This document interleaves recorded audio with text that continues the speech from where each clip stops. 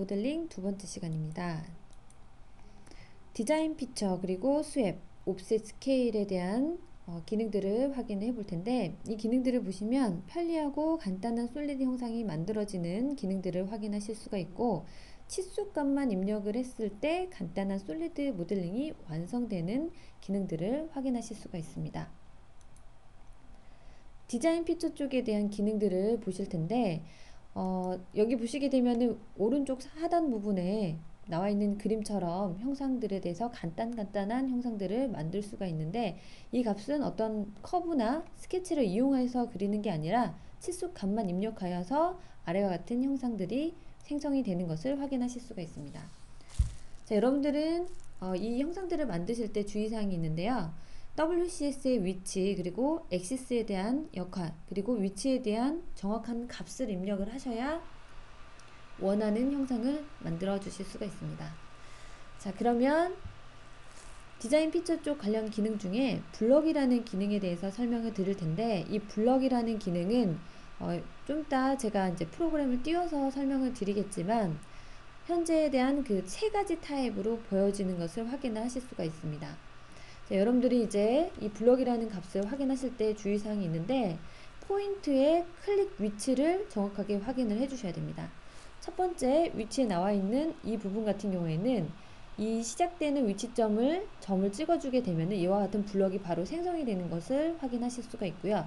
두 번째 타입 같은 경우에는 현재에 대한 포인트가 두 점이 찍히는데, X, Y에 대한 평면 방향에 위치한 두 개의 대각선 포인트를 찍어 주셔야지만 높이 값을 설정하여서 이런 블럭이 생성이 되는 것을 확인하실 수가 있습니다.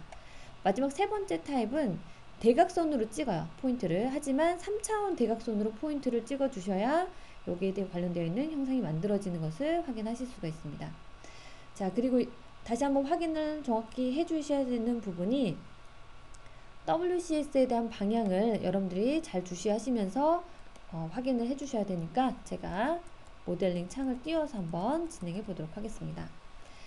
인서트 디자인 피처 쪽에 있는 블럭입니다. 블럭이라는 기능을 실행을 하신 다음에, 자, 여기 보시게 되면 맨 처음에 있는 타입, 두 번째, 세 번째 아이콘으로도 방금 전에 보셨던 형상이 나타나는 것을 확인하실 수가 있고요. 여기 잘 보시면 맨 처음에 있는 부분 같은 경우에는 그 좌표 색깔처럼 엣지 둘레에 좌표 색이 둘러싸여진 것을 확인하실 수가 있습니다. 빨강색, 초록색, 파랑색. 지금 왼쪽 하단 부분에 보여지고 있는 이 좌표 색깔하고 일치하는 것을 볼 수가 있는데, 얘가 하고 있는 의미를 다시 한번 보여드리면, 자, 어플라이 버튼을 눌러주시면 현재와 같은 이런 블럭이 생성이 되는 것을 확인하실 수가 있습니다. 자, 이 상태에서 제가 이 WCS를 옮겨 볼게요. 위치를 이렇게 옮긴 상태에서 다시 한번 어플라이를 하게 되면 어떻게 되나요? 이 WCS를 감싸진 상태에 있는 내용으로 블럭이 생성이 되는 걸 보실 수가 있습니다. 그래서 WCS에 대한 방향이 굉장히 중요한 부분이기 때문에 이런 점들을 참고해 주시고요. 첫 번째 타입에서는 랭스, 위스, 그리고 하이트에 대한 관련되어 있는 값들만 입력을 해주셔서 표현을 해주시면 되고, 불리한 값에서도 뭐 none, unite, subtract, intersect에 관련되어 있는 내용들을 만들어 가면서 불리한 값을 설정을 해주실 수가 있습니다. 자, 원하는 위치에 대한 포인트를 이렇게 클릭을 해주시면 내가 원하는 위치에 생성이 되는 것을 확인을 하실 수가 있고요. 자, 두 포인트를 찍어서 표현하겠다라고 했을 때 나타내는 부분에 대해서 알려주도록 하겠습니다. 그래서 클릭한 다음에 어플라이를 하시면 이와 같은 형상으로 또 블럭이 생성이 되는 걸 보실 수가 있고요. 마지막으로 대각선 포인트로 이렇게 클릭을 하셨을 때 3차원 포인트죠. 방금 전에는 두 번째 기능에서는 평면 상태, XY 평면 상태 위치에다가 포인트를 클릭을 했지만 방금은 대각선으로 포인트를 찍었습니다. 그래서 OK를 하시게 되면은 이와 같이 블럭이 생성이 되는 것을 확인하실 수가 있습니다.